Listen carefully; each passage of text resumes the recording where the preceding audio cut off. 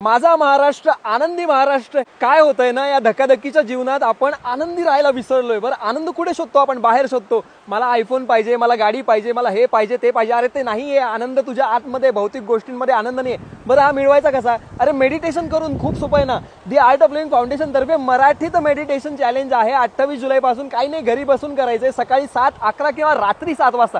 बरं, घेणार कोण? मराठीत घेणार परमपूज्य श्री श्री रविशंकरजी स्वतः। बरं, इतकं छान मेडिटेशन आहे ना, याची अनुभूती तुम्हाला आतमध्ये घेऊन जाईल। तुम्ही स्वतःला ओळखू शकाल। मग कामात सुद्धा आनंद येईल, मित्रांबरोबर आनंद येईल, फॅमिली बरोबर आनंद येईल। किंवा माणूस जेव्हा जेव्हा ओळखतो ना, तेव्हा बाकी गोष्टी नॅचरली घडत जातात। आपण लाईफ एन्जॉय करायला लागतो आणि लाईफ एकदा एन्जॉय करायला लागलो की बाबा आनंदच आनंद।